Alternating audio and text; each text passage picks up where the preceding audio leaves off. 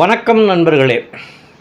நன்கு பழகிய ஒருவர் திடீரென நம்மை விட்டு விலகி போகும்போது எதையோ இழந்ததை போன்ற ஒரு உணர்வு வரும் பாருங்க. அதை வார்த்தைகளால் சொல்ல முடியாது. அந்த விலகலால் உருவான வழி என்ன என்பதை அனுபவித்தவங்களுக்கு மட்டும்தான் தெரியும். கொஞ்ச நாள் பழகியதற்கே இந்த நிலை என்றால், நெஞ்சத்திற்குள் குடியேறி காதல் உணர்வை ஊட்டி, உன்னை விட்டு நானும் என்னை விட்டு நீயும் விலகக்கூடாது என்று ஒட்டி உறவாடியவர்கள் ஒருவரை ஒட்டு ஒருவர் விலகும் நிலை வந்தால் எப்படி இருக்கும்? காதல் கனிந்து கல்யாணத்தில் முடிந்து குழந்தைகளை பெற்றெடுத்த பின் வாழ்ந்த வாழ்க்கையிலிருந்து கணவனோ மனைவியோ விலகுவது என்பதே அன்றாடம் நாம் காணும் சகஜமான விஷயமாகி போனது. விலகல் கொடுமையிலும் கொடுமை.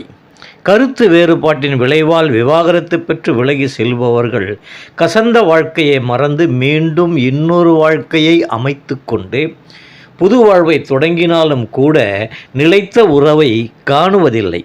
இந்த வாழ்க்கை பயணத்தில் இதுபோன்ற பலரின் வாழ்க்கையை பார்த்த பின்பும் விலகி செல்ல விரும்பும் உறவுகள் அது தங்களுக்கு கிடைத்த சுதந்திரம் என எண்ணிக்கொள்கின்றனர்.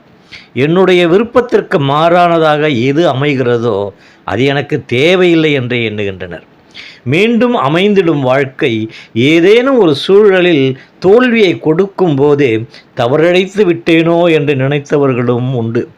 கண்ணாடி போன்ற உறவை உதாசீனப்படுத்தி உடைத்து விட்டால் அந்த உறவு மீண்டும் பழைய நிலைக்கு வராது என்பதுதான் நிஜம். கிடைத்த உறவை தவறவிடாமல் புரிதலோடு ஏற்ற இறக்கங்களை அனுசரித்து போகும்போது விலகல் என்பதற்கு நிச்சயம் வாய்ப்பே இருக்காது. ஒத்தலோ தொத்தலோ வாச்சதை வச்சு வாழ்ந்துட்டு போக வேண்டியது தான். என்ன நான் சொல்கிறது? மீண்டும் சந்திப்போம். நன்றி, வணக்கம்.